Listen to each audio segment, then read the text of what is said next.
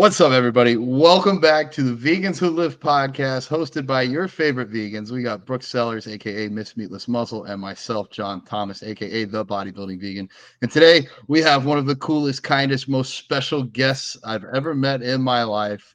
He goes by Yabonks, but his real name is Alex. What's up, Alex? How are you doing? I'm doing great, John. Thanks for having me on the show, John, Brooke, and Sean, and everybody involved on the Vegans Who Live podcast. I've been a longtime listener, so I'm honored to be here. Yeah. Thanks.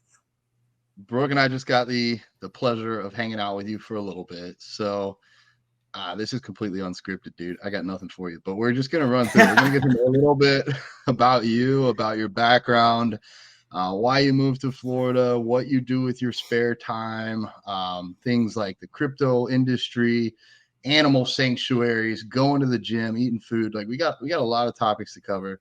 I've already talked a lot, so I'm going to ping pong this over to Brooke in case she has anything to say, since I didn't bring her on really. Yeah. So for our listeners, a lot of people may not be familiar with you. Me and John know you as a huge animal advocate, and you rescue animals. You do a lot to give back and to help animals in need. You're also in great shape. You are Vegan Who Lives. You're jacked. Hey. So, is there anything that you want people to know about you, like before we get into the details and, how you got started and all of that good stuff? Yeah. First thing I want to say is support Karma Farm Sanctuary, my 501c3 nonprofit animal sanctuary in Micanopy, Florida. I'm wearing my shirt right now, Karma Farm Sanctuary. We're a small boots on the ground operation that does a lot of really hard work to rescue animals that are in need from animal cruelty cases. And we provide lifelong care for over 30 forever home residents there that we have rescued. And we rescue hundreds more and foster them into safe, secure, vetted homes and other animal sanctuaries where they will live lives full of happiness, peace, love, and comfort for the rest of their days, away from all the suffering they once endured. So if you are passionate about stopping animal cruelty, and if you love animals, please support Karma Farm Sanctuary. You can find all the links in the description of this podcast. You can also go to @Karma Farm Sanctuary on YouTube, Instagram, Facebook, basically everywhere. And we need all the Patreon supporters that we can get to help us grow our mission. So I just want to start out with that. That is my greatest passion in life. So thank you for allowing me that opportunity. So of course, yeah. I want to jump in. We asked Alex to asked him to tell us about himself. And of course he jumps into Karma Farm. Clearly that's a big part of his life. And before he'll even say anything about who he is, he's out here trying to raise money and awareness and funds to take care of these animals. I have a yes or no question, Alex. Yeah. Are you an animal lover? Yes, absolutely. That was two words, but we'll go with yes, absolutely. Yes. All right. Yeah. So see, here's the difference between you and I. I'm not a typical animal lover. People will be like, John, would you roll around and wrestle with the family dog? And I'm like, no. How about the cat? No. How about the pig? No. But all three of those are a big yes for Alex. He's asked me to go wrangle pigs with him, save them. That's part of why I got the head tattoo. So when he says he's an animal lover, he doesn't mean just dogs and cats. He doesn't mean he just doesn't eat them. Like, he truly loves geese and pigs and goats in the same way that I love humans. Like, it's incredible to see his compassion and actually no hands offness. He's there doing everything himself. So when he said boots on the ground, that's what it made me think of. And I got really long-winded here. I know Brooke is an animal lover. We know Chief, her pit bull, but yes, you are as well, sir. So I just wanted to throw that out there. Well, thank you. And you both have actually done so much for Karma Farm Sanctuary and animal welfare in general. Just you guys being so successful and influential in the vegan and or plant-based bodybuilding and fitness space has such a huge impact on thousands and millions of people over time that you are really doing an incredible amount of work for the animals, whether you realize it or not. And I know, John, you specifically have tattooed your head vegan as one of the stunts for our last big fundraiser for Henry the Pig. And you helped us raise over $8,400 in a week, which was incredible. And it allowed us to build out a new pasture that will house an animal forever going forward. And that animal right now is Henry the Pig, which you guys, most of you probably know and love already. And I want to give a big shout out to the co-founder of Karma Farm Sanctuary, Kelly. She is there right now taking care of the animals. So big shout out to Kelly and our amazing board of directors and all the volunteers and donors that help us, because this is a giant community effort. Amazing. So how did, like, where did you get the idea to have your own animal sanctuary? And did it start with like one animal or multiple animals? Like, how did it all begin? Great question. It started when Kelly and I bought a farm in Central Florida, 5 acres with a small little house on it. And at that time, we were volunteering for different animal sanctuaries. So we knew animal sanctuary owners and volunteers in the area. And once they caught wind that we bought a farm, then the next big animal emergency that came up that didn't have a place to go, they asked us if we could house this pig that was going to be killed the next day, that was in an animal cruelty situation. And we said, yeah, we'll figure it out, I guess. So the next thing you know, we're rescuing Scarlet the pig. And I remember we stayed up all night with mosquito nets over our faces, building a pig pen under, like, we turned our carport into a pig pen. And then I spent the next week or two learning how to fence off an acre of woods for her pasture. And that's where she still lives to this day. That's how we got started. It was a case of need. And we just jumped in when there was that call for help. And we just didn't stop.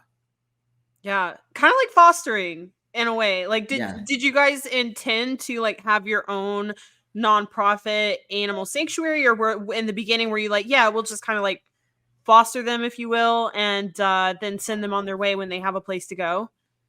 Exactly. We did not have a plan to start a nonprofit. It all just happened organically. And as we rescued Scarlet, then we rescued Dudley and Mildred and Cutie and some other ducks that were in bad situations. And then we rescued Godric the goose. Many of you know Godric the goose. That's where my namesake Yabonks comes from. He loves being called Bonks. That's his nickname. That's what my whole YouTube channel got named after. It was my rescue goose. So we rescued them, and it just kept going. And eventually, after about a year or two of this, we realized eventually we're hitting ceilings with our income and our time and our own labor. And we were like, how are we going to sustain and grow this rescue effort? So we incorporated into a nonprofit organization, and we started accepting donations. And then about 2 years after that, we applied for our 501c3 with the IRS, and we became a tax-deductible 501c3 charity that is now basically it's basically owned by the public now. And we are just the servants and the directors that work there to do this work. And we are under all sorts of, financial responsibilities and obligations to do things by the book. And it also means that anybody's donations in the US, at least, are tax deductible. So you can write off your donations on your taxes to lower your taxable income burden and potentially lower your taxes. So if you guys want some tax breaks, donate to Karma Farm Sanctuary. Hey. We'll take all the tax breaks we can get. Yeah. So that's the progression of things. And then that was about 6 years ago. So wow. Crazy. Yeah. So you alluded to Yabonks, the YouTube channel. Yeah. Tell me, because we've heard about the Karma Farm. Tell me a little bit more about that, what you do on there, and maybe why somebody would be interested in following you. Sure. So the Yabonks YouTube channel started out because I was trying to help some crypto communities I was in, and they didn't have great information about the project, or it was confusing. So I was making videos explaining how things work with this specific project. And then I started explaining how blockchain technology works, how to use crypto wallets, how to research different crypto projects and companies, how to look out for scams, all these different things that are so important in that space. And that YouTube channel went from a couple dozen subscribers to a couple hundred to 1,000 to a couple thousand to now I'm at like 160,000 and growing quick. And hold that thought. I want to show you guys something. So talk amongst yourselves for 20 seconds. Hey, he's pulling on me. He's just running away mid podcast. I know, I'm nervous. What is this going to be? It's probably his. Oh my gosh, that is so cool, Alex. So I finally received this, the Silver YouTube Content Creator Award, and you can see it's like a mirror too. But yeah, it's for passing 100,000 subscribers. The Yabonks channel, they sent me this with a letter from the CEO of YouTube, and it's a meaningful thing for me because I put so much time and effort, so many all-nighters over 3+ years, so much work and time and dedication, so much community support to get this. This is huge. I was going to make a video about this, but you guys are the first to see it. It took a long time to go through the vetting process through YouTube's vetting process before they send this to somebody. But I passed the whole vetting process, and they sent me a letter from the CEO with my plaque. And the next one you get, I think, at 1 million subscribers, you get the gold plaque, I believe. That's we'll have amazing. you back on when you get that gold plaque, dude. Congrats. I don't know how much people listening to this know how hard that is or what an achievement that is. It's definitely harder to get subscribers on YouTube, I feel, than followers on Instagram or friends on Facebook. So really great work there. And I already know the answer to this, but I want you to tell me a little bit about the backstory, because somebody's going to see you at 160,000 and be like, oh, he probably got there overnight or had one video pop off. But how did you build that kind of base? What did you have to do? There a lot of stuff. I would say the most important thing was consistency, because you never know which video is going to pop off.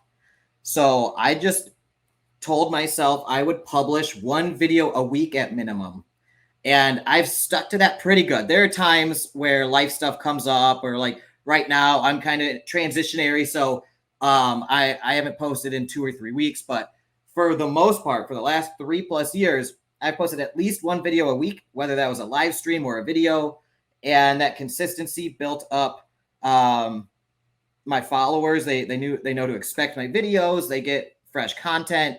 And then also YouTube, the algorithm, I feel like, at least personally, they can't ignore me now. I'm not going anywhere. YouTube, like, send me the attention, send me the subscribers, and recommend my videos out there, because I'm just going to keep hammering you with videos.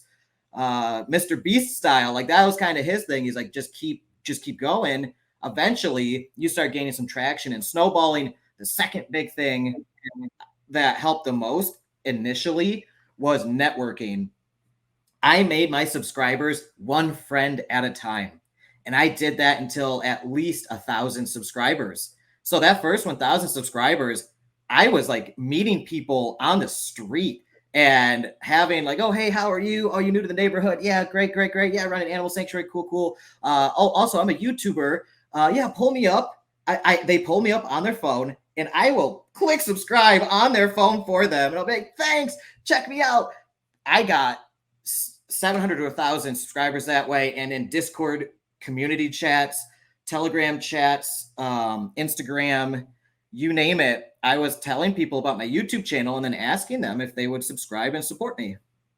And that built that core base that gave me the core amount of view time and comments and likes and engagement that I needed to really start snowballing this thing and for more people to start noticing. Yeah. That's a huge achievement. You should certainly be proud of yourself. And I mean, Thanks. The people who are in social media, they know, like, I know how big of an achievement that is. So yeah, that's really impressive, and can't wait to see you at 1 million soon. That'll be awesome. I'm so excited. Fingers crossed, you guys. I think like a common similarity here between YouTube and between Karma Farm is people can look at where it's at now and think, oh, I need to be perfect to get started, or I need to have everything laid out in front of me. But really, I think it's just persistence. Like you said, like you found an animal and you found out a way to take care of it. Same thing with YouTube. You literally knocking on people's doors just to get a couple people to subscribe. But if you have that tenacity and work ethic, whatever you apply it to will eventually become successful. At least that's what I found in my own personal life. And then looking at people like you as inspiration. So with all of your thousands, hundreds of thousands of subscribers, is your channel monetized? Oh yeah, it got monetized super early on. I think I was at 1,100 to 1,200 subscribers when I got the amount, because you need 1,000 subscribers and 4,000 watch hours. And I was doing a lot of long form content in these crypto communities that were hungry for that information. So they would watch the full 1, 2, 3, 4 hour long videos I was making. And I got my watch hours very quickly. So once I hit 1,000 subscribers, I was basically monetized. And what do you do with that money? I put it in the animal sanctuary. All my money I've been making for the last 6 years, I've put 6 figures into the animal sanctuary over that time. And that's just kind of how I've done it. I'm like, it has always been like a mission of need. Like, the sanctuary needs more money. How do I get more money? Well, my software engineering job my software engineering jobs and contracting gigs pay very well. But all of a sudden, my YouTube started making more, and it was scalable. No longer was it just straight time for dollars. I had 5, 6, 7 revenue streams now between ads, affiliate marketing, sponsored videos. That's my big one. Memberships. I've got members on YouTube. Please join the Yabonks YouTube members. It's like $5 a month, and it helps out big time. I have a Discord community with like 1,000 people in it. And I also have a Discord membership for VIP members. That's $5 a month. And so I've got Discord members. I've got Buy Me a Coffee members. I've got Patreon members. All of those different revenue streams flow in. And then that allows me to scale my business, which allows me to scale the animal sanctuary. Awesome, dude. Yeah. Yeah. Very impressive. I know, I think people probably really underestimate how much it costs to run an animal sanctuary. Like, I mean, God forbid, I know like what dog vet bills cost. And you know, I can only imagine like what it's like. Do you feel like you have a lot of overhead? Like, is there like, what do you guys spend the most money on? Is it like vet care? Is it like food? Great question. So it's a roller coaster. And at times we will get hit with multiple large vet bills from surgeries or treatments. And those can oftentimes be $3,000, $4,000, $5,000. We had one bill that was $12,000 for a major surgery. And when that stuff happens, we put it on credit cards, and then I would hustle around the clock basically to try to get the money and to pay that down. So it'd be like, we're doing good. We're in the green by a lot. And then all of a sudden it's like big expense, big expense, big expense. Now we're in the red by a decent amount that, you know, is pretty scary. And then it's, you know, God has always provided and given us the opportunities and the willpower and strength and dedication to just keep it alive, keep it growing. And all along the way, all of the surrounding businesses and social media accounts have been growing as well, along with my personal and professional networks, including making amazing friends like you two. So yeah, biggest expenses, vet bills, because when they come hard and fast. Second biggest is food, like hay and the feed, fruits and vegetables, supplements for all the animals. That adds up. And then infrastructure, fencing materials, construction materials have gone up so much over the past few years, just like food inflation costs. And then on top of that, labor. It's not really something you can calculate directly, the amount of time and labor we put in, but there's an opportunity cost there. For every hour, Kelly and I would be feeding or caring for the animals or shoveling poop or cleaning houses or maintaining the property, doing all this stuff. That's an hour taken away from me working on a highly lucrative jobs and business gigs. So there's an opportunity cost there as well. And that's why volunteers are so important, because it's not directly obvious, but every hour a volunteer helps us with is an hour I can make more money to fund and support the sanctuary. Yeah, that's a lot. That's definitely a lot to keep up with. Yeah. Why have So, kids? You can start an animal sanctuary. Yeah. Yeah, exactly. Like, need to have a bunch of children like the Amish and like put them to work on the farm early, get them working young, and it's free labor, right? Built your little army. I love that. Oh my gosh. Well, you said you rescued a lot of animals from animal cruelty cases. Yeah. So like, what are some of the animals that you have and the conditions that they were in previously? Where were they rescued from?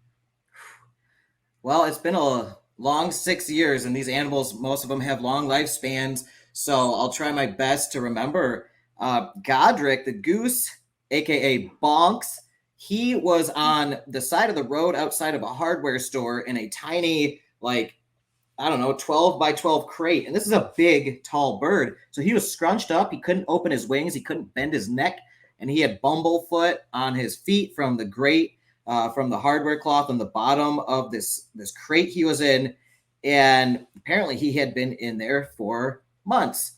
And his elbows were bloody and featherless from him trying to open his arms.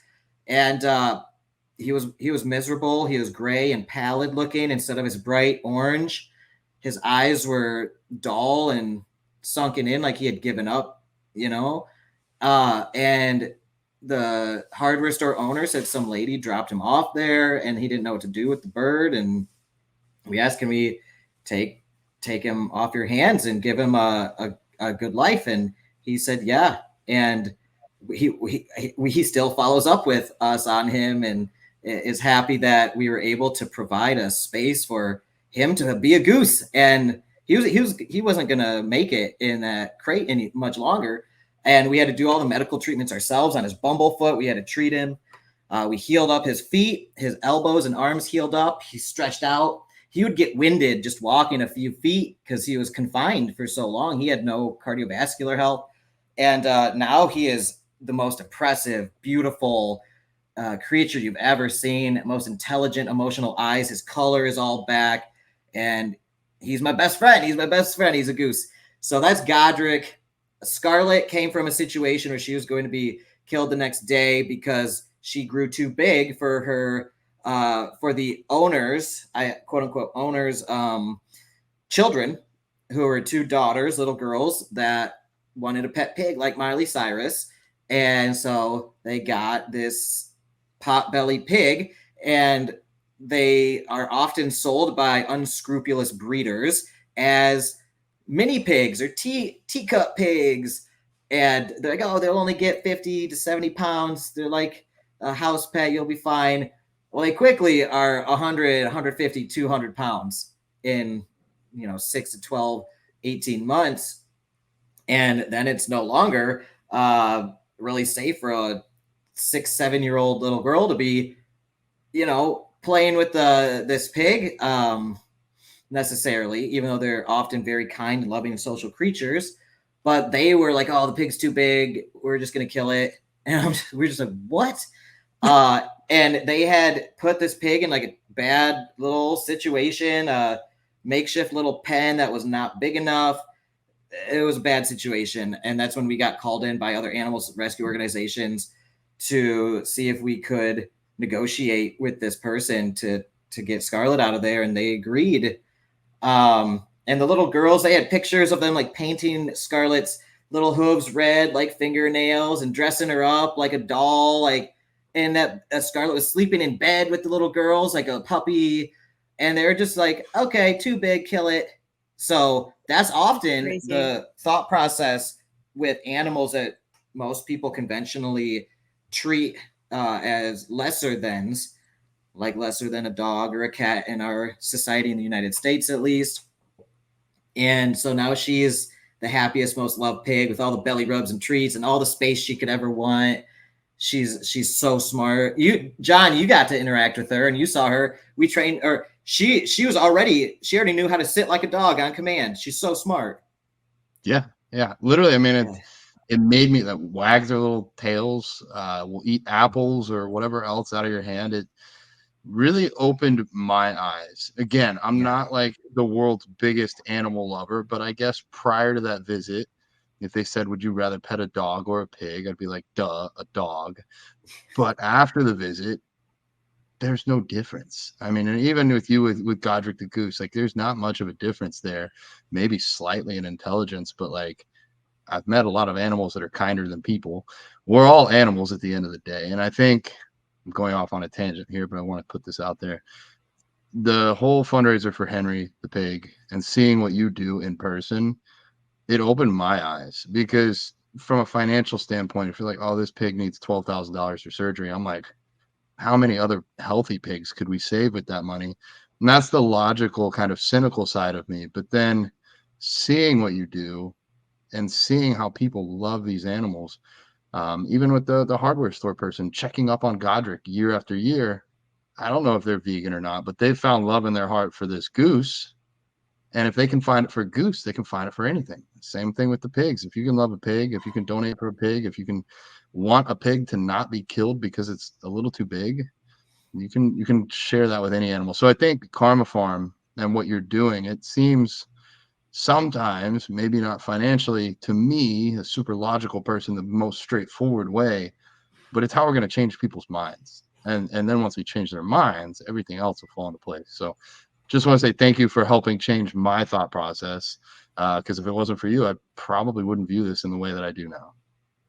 Yeah, absolutely, man. And thank you for all your help and all those great insights. That's what I've learned over the years as an animal sanctuary founder is the impact we have, the biggest, most meaningful impact we have isn't just each individual life we save, which is incredibly important and valuable, but the impact we have on the hearts and minds of other people and changing their perspectives and helping in this overall paradigm shift of our society, where we now recognize the sentience of so many more creatures and value their lives and recognize their ability to feel pain and suffering, and our empathy as humans to want other beings that can suffer to not suffer and to feel love and to have lives that are comfortable, happy, loving, and healthy, just like our own.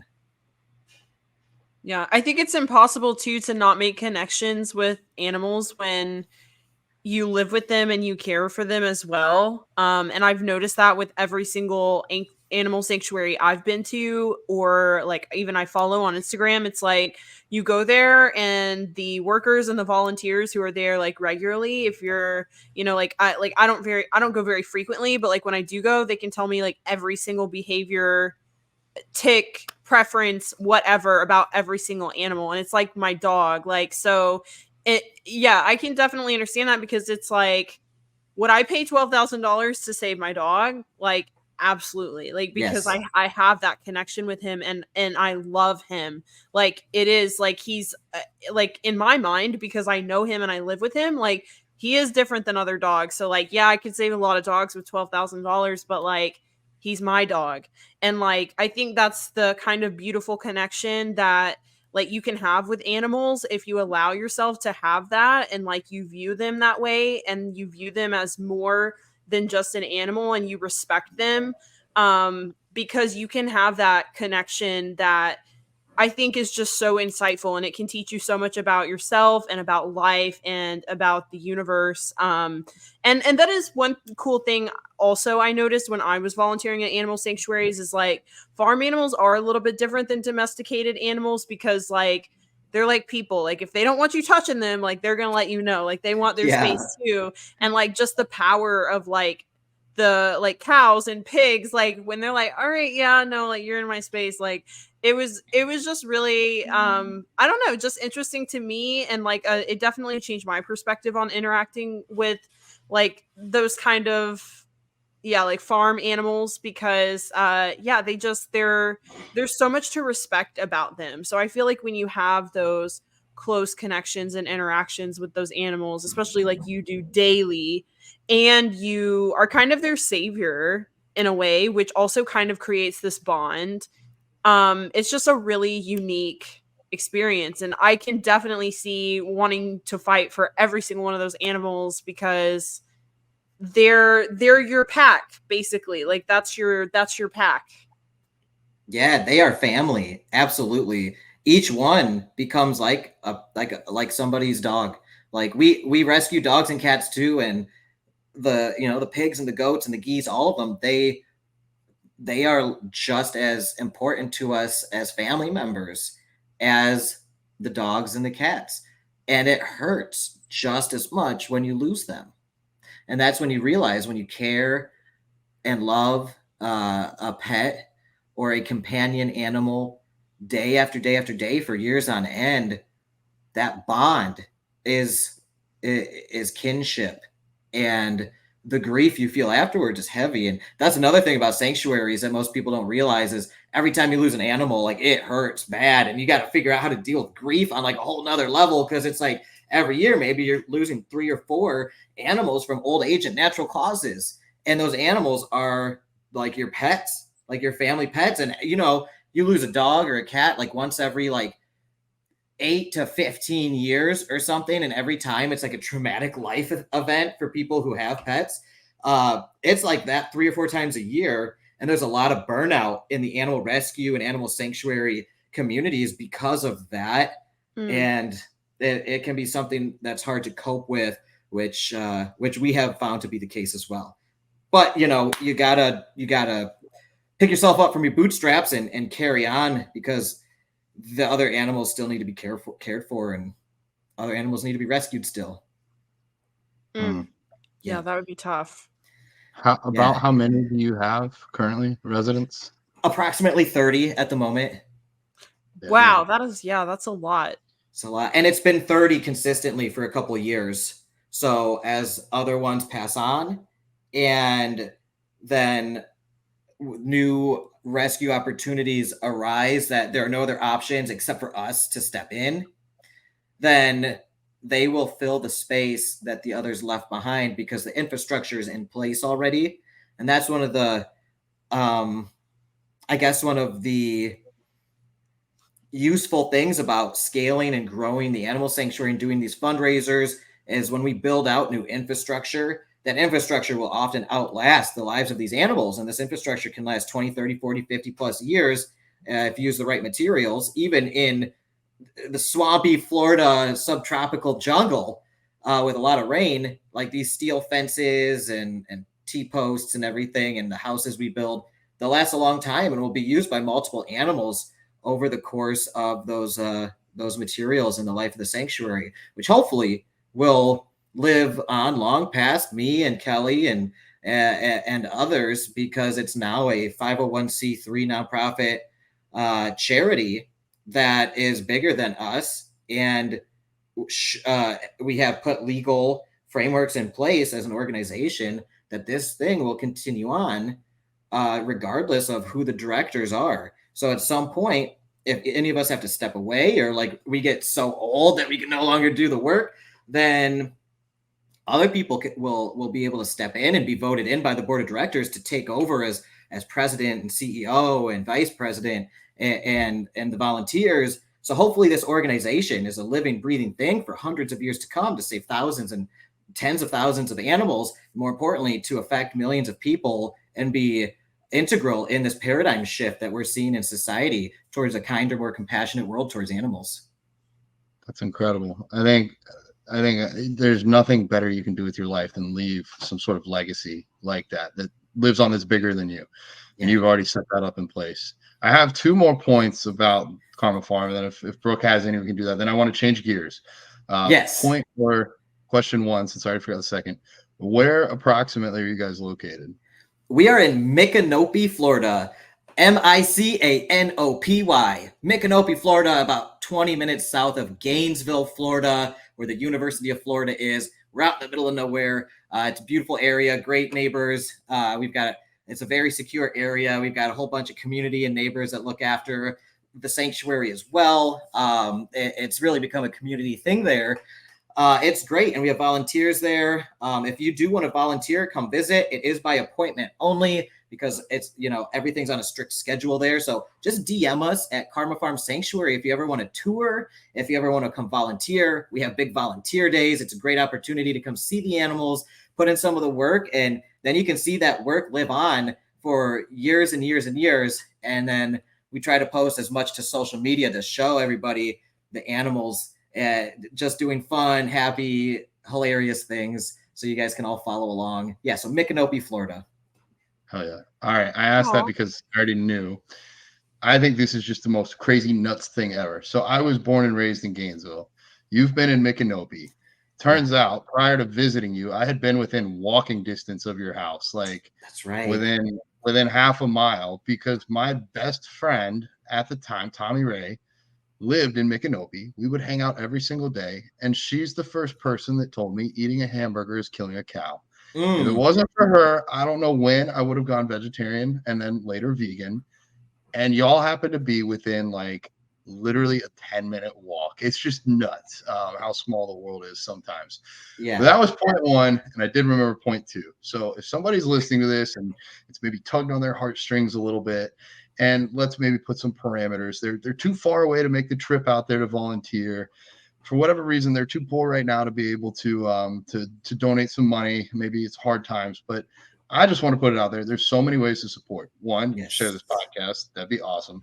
Two, you can follow and subscribe to Yabonks and to Karma Farm Sanctuary on YouTube, on Instagram, on Facebook, and then share stuff, because you don't have to put money out. You don't even have to really put time out if you don't have time to volunteer, but anybody can hit that share button, put this in their story, put it on their page, get the word out there, and basically spread what you guys are doing. I think that's the true value.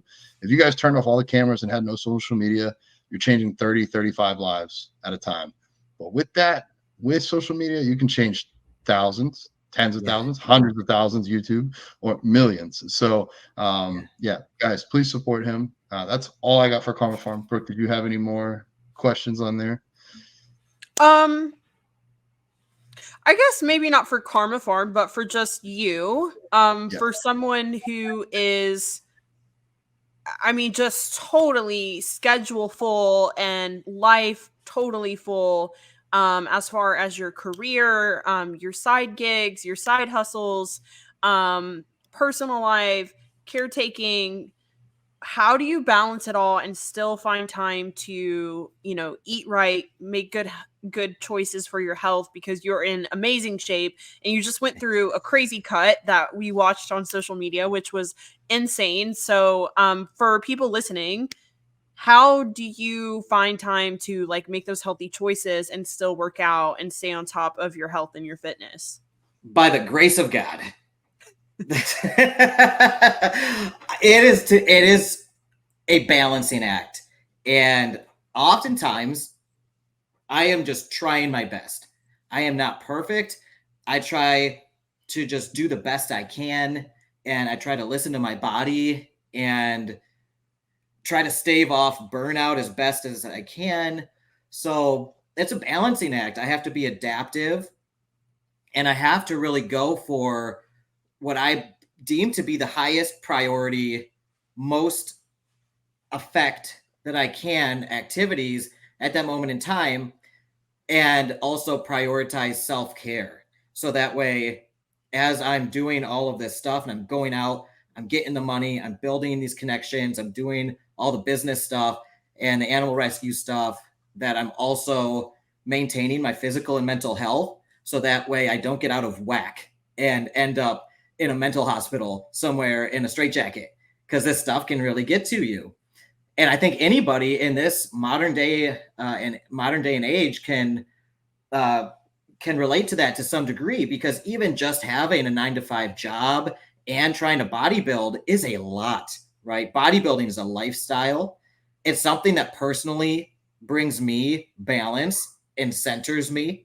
So when I'm not bodybuilding or distance running, I am not as effective, and I'm not as robust.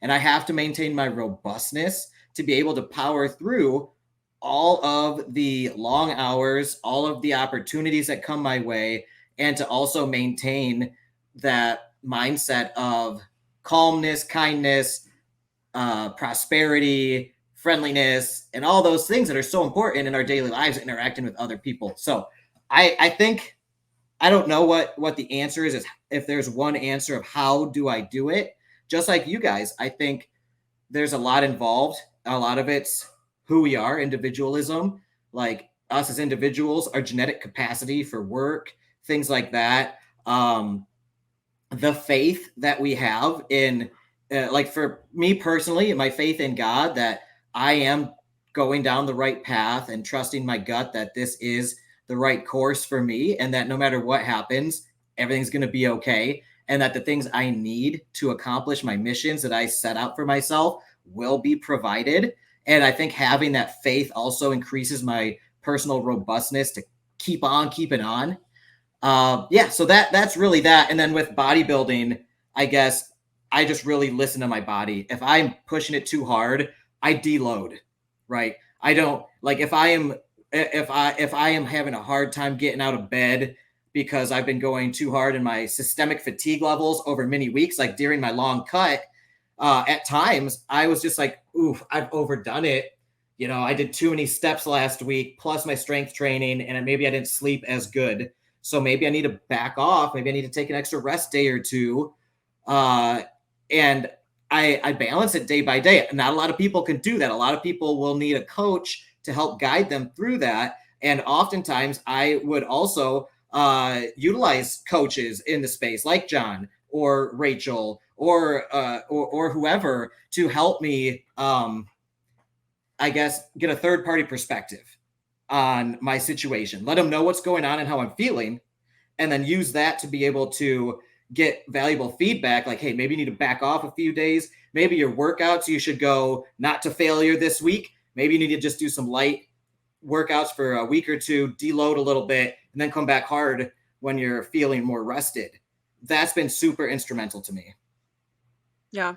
I like that answer. I like that better than honestly giving like different tips and advice, because I think honestly for every excuse you can find a solution, and then there's always like another excuse. It's like whack-a-mole kind of. Yeah. for some people, like you give them, okay, well you don't have time, so let's make time, but then they're tired, or then they're I like the answer of like, honestly, I just do it. Like I just make it work, because truly that's really what it's all about. Because we do all have, every single person has a million things going on, and they have a million excuses that they could make. But it's really about, at the end of the day, if there's a will, there's a way. And like, if you can't do it, that's fine. But then also, like you said, kind of like with YouTube and everything else in your life, your sanctuary, it's all about that consistency and like just consistently showing up time and time again. But yeah, your cut was amazing. So you absolutely killed it. So now what are your goals? Are you like bulking back up? Are you maintaining? So I am doing a maintenance phase now. So I did a 12-week cut. I lost about 25 pounds, and I went from 180 pounds to 155, about 25 pounds. And I am still about a month plus after. This morning I weighed 157. So I am doing my maintenance phase right now to try to maintain and find homeostasis at this new body weight, so I don't rebound and get super fat again. It's really cool having a six pack. This might be inappropriate, but pow, got a six pack, right? Like, it's really cool. I love it. I love it. And I love going for runs or walks or going to the beach and like taking my shirt off now. It's really increased my confidence.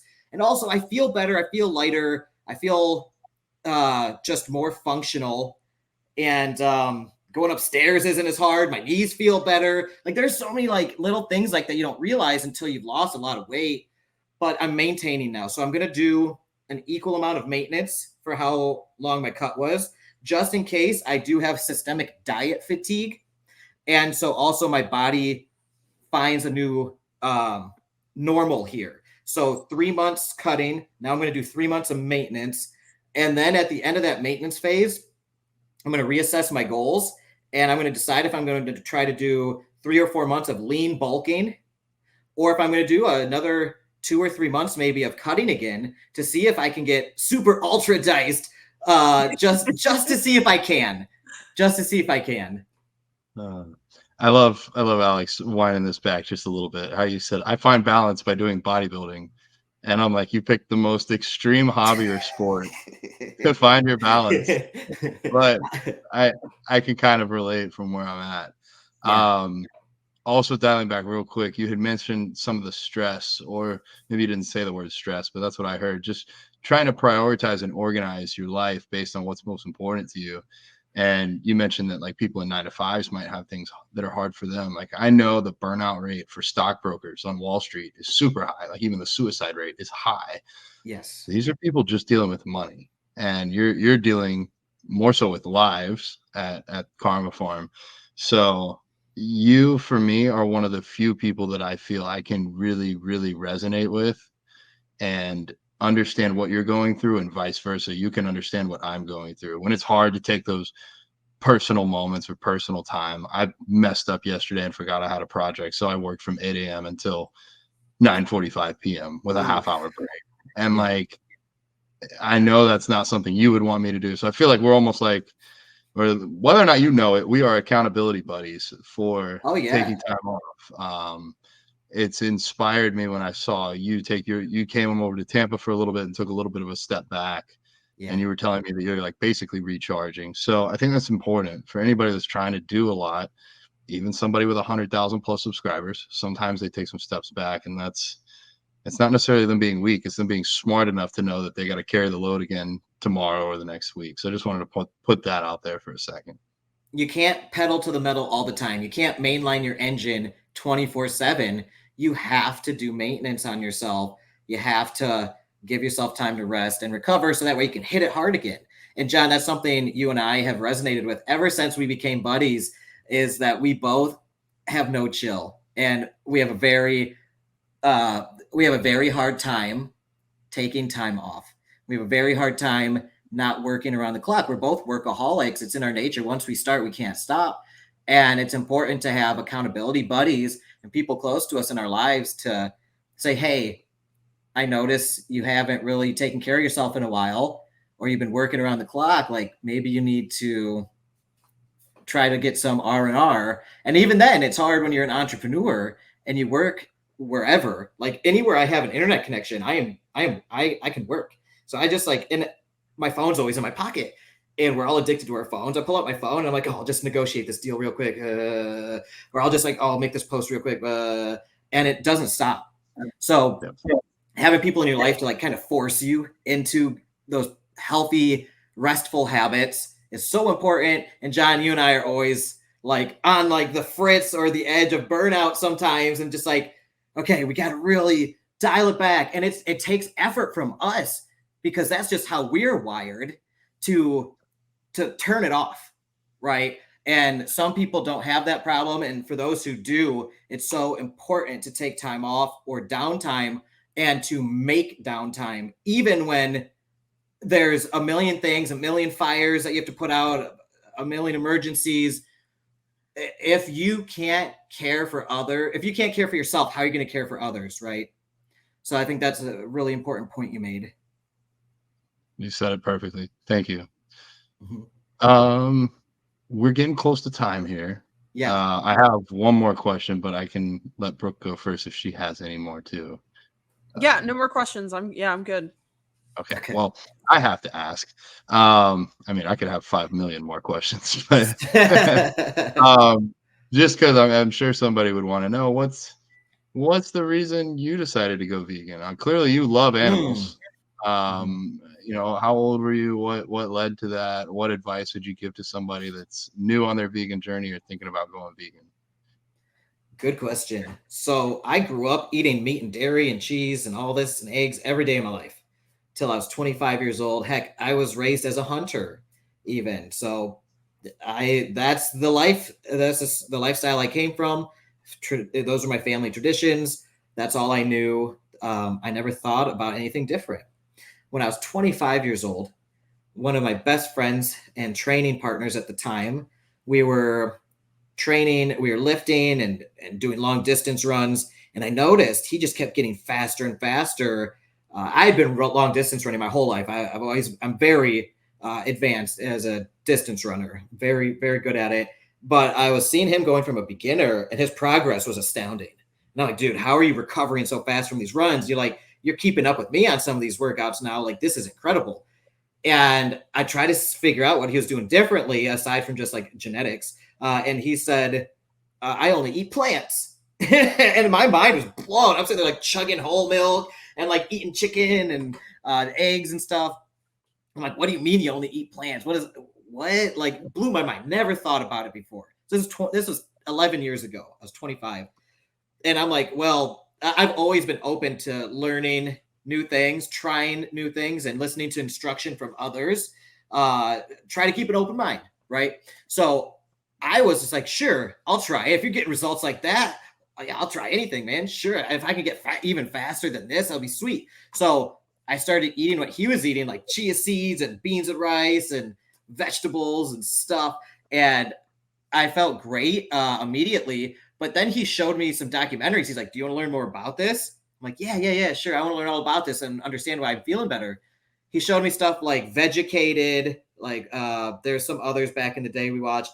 But when he showed me Vegucated, and I saw one of like the slaughterhouse scenes, they showed just like a small clip of the animal cruelty side of stuff. I was just like, oh, whoa, what? And then he's like, oh, you want to see more of that? I'm like, I guess. He showed me Earthlings. All right. I sat down. I watched Earthlings from start to finish. I was covered in tears. I was a bawling wreck, and I was just like, why, God, why?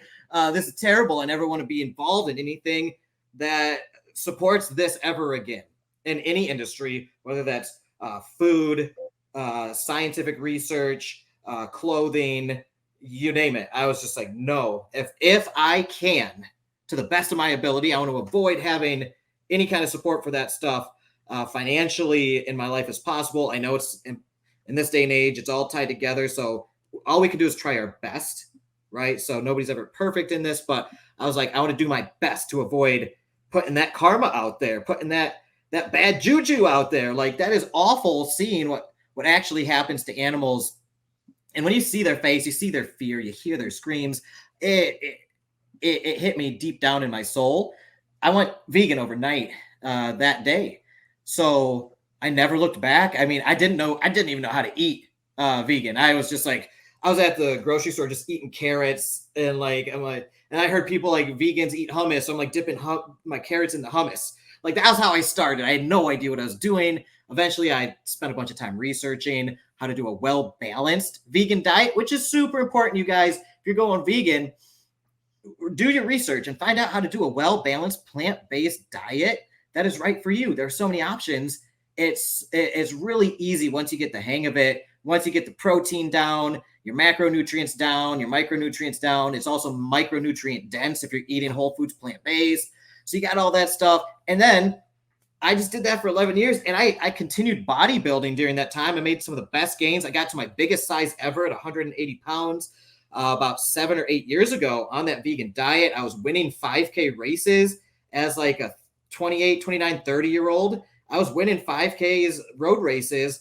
I was running like 17-minute 5Ks again as an adult that took 10 years off of running, basically. And I was on a plant-based diet. So anybody who says you can't compete athletically or you can't build muscle on it, that's completely false misinformation. You could do it on just about any diet. It's the same principles. You just need to know how to do it. And that's where these two, John and Brooke, are masterminds of this stuff. They have really perfected so many different ways to hit your fitness goals with a plant-based diet. And that's one of the things when I initially reached out to John on social media, because I'm like, bro, we have so much in common, blah, blah, blah, blah, blah, blah. We started talking about bodybuilding because I love bodybuilding. I love it. And John has really helped take my bodybuilding to the next level just because you guys have been doing it for so long as vegans. And you're doing things I've never even thought of. And then now that I'm doing it, it's a no-brainer. I'm like, why didn't I think of this before? And I mean, the results, I have crazy results. I look insane right now. I've never looked this good in my life. And people on the streets are stopping and being like, I literally have people pull over when I'm walking roll down their window. I'm afraid I'm going to get shot. First off, I'm just like, oh, this person's going to shoot me right now. They roll down the window and they're like, hey, bro, you're jacked. Keep up the great work. And I'm just like, well, thank you. Like, it's a crazy experience. So you guys, you could do anything as a vegan on a plant-based diet that you can when you're eating any other kind of diet. And in fact, there may be some extra benefits involved cardiovascularly and other ways ethically as well. If you're into that stuff, there's so much well-documented research out there. Go check the studies. The science is all there. John, you know me, I'm a neurotic researcher. I read all the medical studies on everything I do to a freakish degree where I have like a crazy knowledge base on this stuff. And the scientific literature, the current scientific body fully agrees that a well-balanced plant-based diet is the healthiest in the world for any life stage, even pregnancy, even infancy, even childhood. So you just have to know what you're doing, do your own research, go find good information. Don't just listen to some influencer online. Find a bunch of sources of information, verify with the scientific studies. And if you really want to take things to the next level, get a coach, get somebody who's been doing this forever, who knows how to guide people and get results. Like these people get, John and Brooke, if you're listening, I'm pointing at them on the screen. They get folks ripped, super jacked. Okay. And I've been following their principles to get where I am right now. I got an 8-pack. I got veins in my back and my abs. Like I look nuts. It's super cool.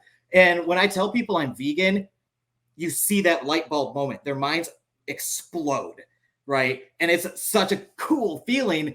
And the effect that has in terms of changing hearts and minds to a more positive outlook towards veganism or a plant-based diet cannot be understated, because these are the misconceptions and the stereotypes that are plaguing social media right now in our general bro talk society. Oh, you're a soy boy, this or that. But I'm like, oh man, all the soy boys I hang out with are the most jacked people I know.